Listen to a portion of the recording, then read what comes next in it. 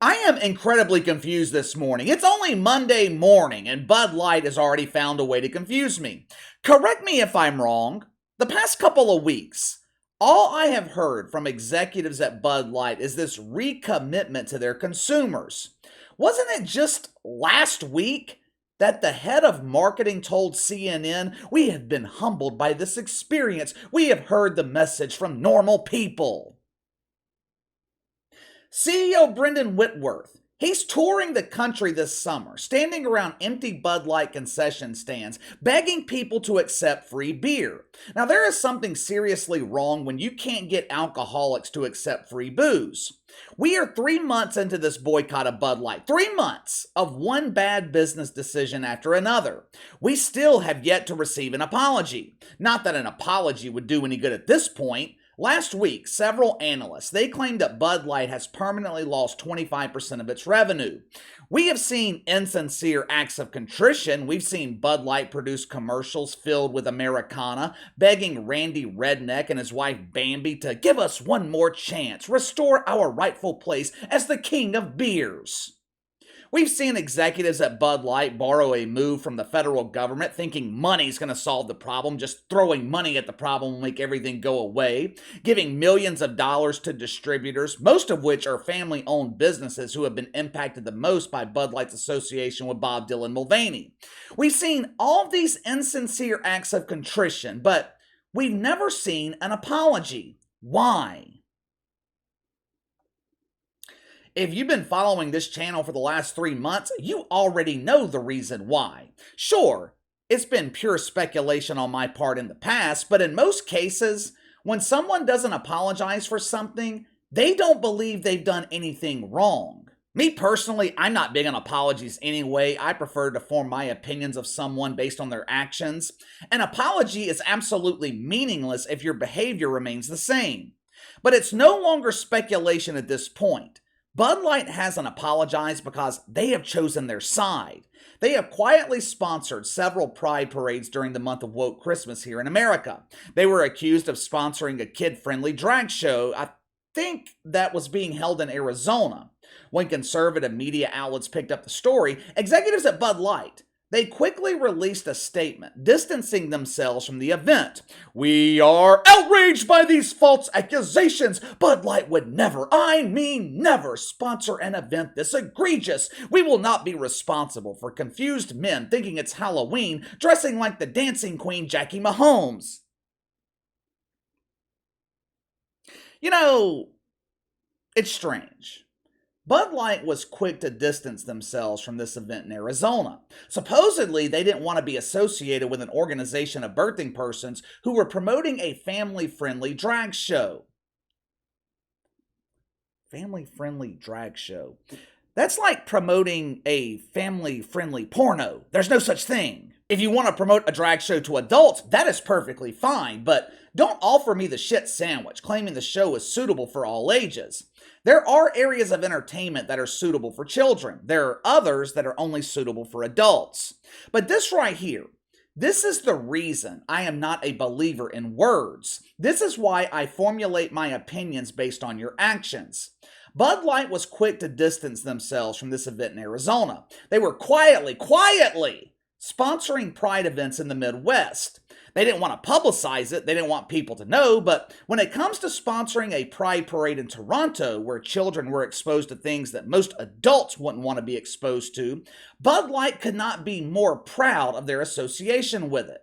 But before we get into that, let's get to the sponsor for today's video. Matter of fact, I actually used their services to help with the research for today's video. My friends over at Ground News. It can be overwhelming at times filtering through the abundance of sources in the media. Even with your local news coverage, you can have 7, 8, sometimes 9 local outlets covering one story. It can be difficult to know who you can trust. Luckily, my friends over at Ground News not only have you covered with national news, they've also got you covered with local news in your area. Check out this recent story about the police department in New Orleans. Now, as you guys know, Coverage on police officers, it can be heavily biased. With Ground News, you know exactly which media outlets are covering the story factually. Ground News will also let you know whether the outlet is leaning to the left, the right, or the center. I have started using Ground News daily with topics that I present to you guys here on the channel. Their bias meter, it helps me find woke sources of material, and it also allows me to find factual information to combat their narrative. Ground News makes reading the media more enjoyable. It helps you become more informed while also giving you the satisfaction of knowing that what you're reading is actually based in fact. Ground News has become my go-to source for information. Let them give the same benefit to you. It is 100% free to sign up. You can save 30% off your Vantage level subscription today by going to ground.news/BTL. All right, over the last decade, Bud Light's been a proud sponsor of the Pride Parade in Toronto. Don't take my word for it. Check it out for yourself. Get it right, KC. We are not just a proud partner, we are a proud Pride partner. Well, excuse the hell out of me. I would never want to minimize your level of pride. Remember during the Bobby D controversy, Bud Light tried to disassociate themselves by claiming that the beautiful face of Bobby D would not be featured on their cans? You guys remember that? When Bud Light published their commercial with Dylan Mulvaney, the cans used in the promo featured a face with perfectly applied makeup. As millions of consumers were running away in outrage, Bud Light offered their assurances that those cans would not be made available for purchase. We were just using these for a commercial. We would never sell cans that featured the face of Dylan Mulvaney. That's just preposterous.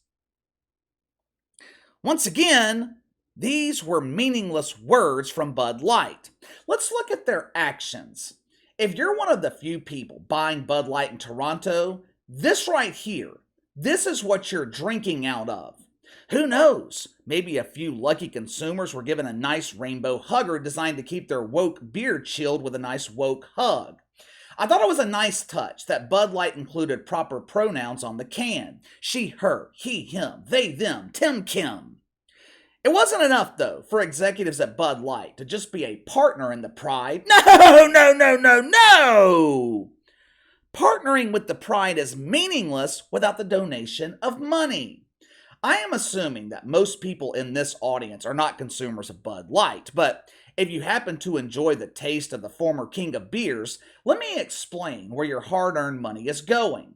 Bud Light donated $100,000 to multiple Pride organizations in Canada. Organizations like the Rainbow Resource Center. Now, the Rainbow Resource Center, it's known for their good work. They offer plenty of support group for adults who identify with one of the 4 letters in LGBT. Well, KC, what about the Q? What about the I? What about the S? Oh my God! What about the plus? Do they offer support groups for people who choose to identify as a math equation? Yes, you'll be happy to know the Rainbow Resource Center has all the letters covered, all the Roman numerals, and all the math equations.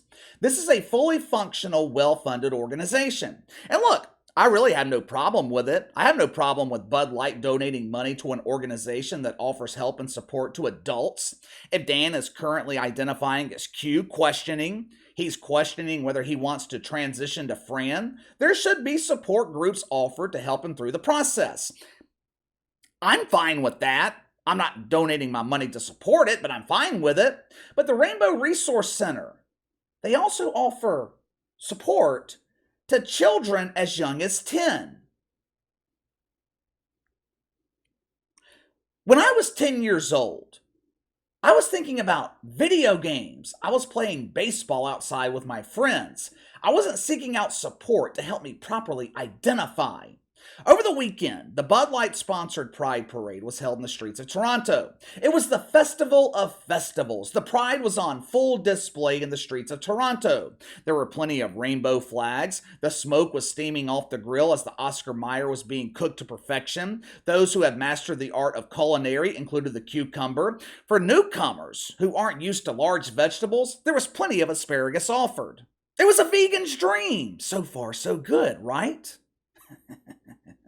During the parade, There were men walking the streets, modeling the latest tuck-friendly bathing suit from Target. There were others who were modeling their natural-born bodies. The Post-Millennial captured several videos of men parading the streets of Toronto with their propellers on full display. No big deal, right? Well, the problem for Bud Light was the Post-Millennial, they captured video footage of young children walking beside them. I'm talking kids 8, 9, 10 years old.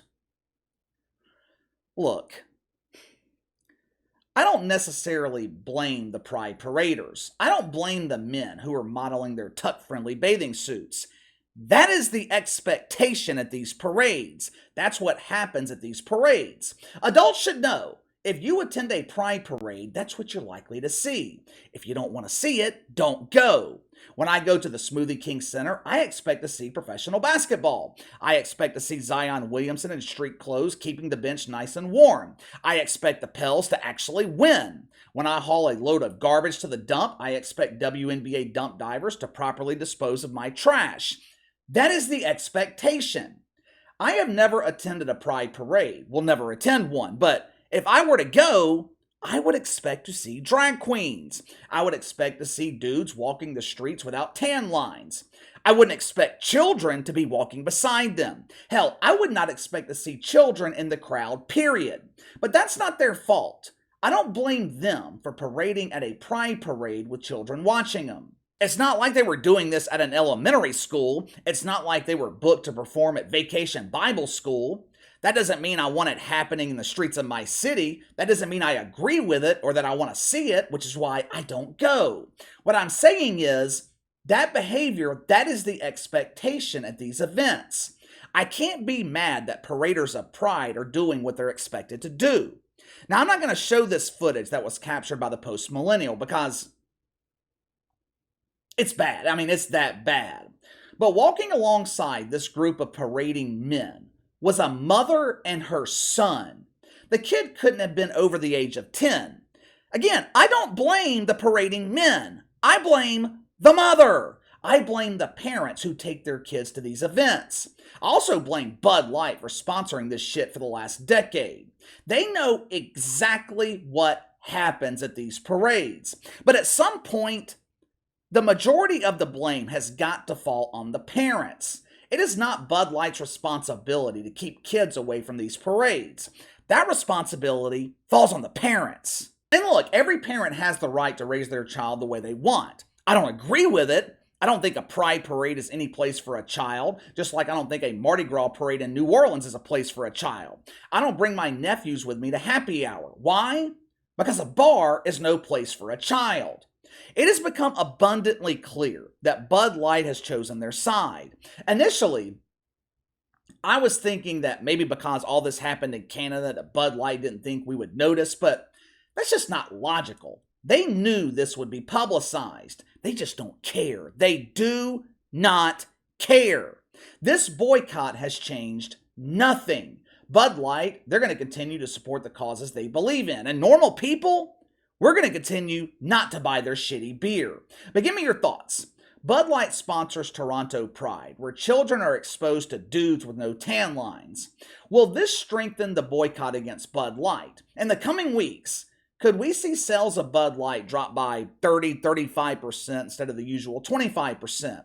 Or do you think since this happened in Canada, the backlash is not going to be as severe? You let me know. Sound off in the comments below. Make sure to like and subscribe. Click the notification bell to receive all notifications from the channel. Best way to contact me is by email at btlkc84@gmail.com. KC_BTL84 on Twitter. I'll see you guys later.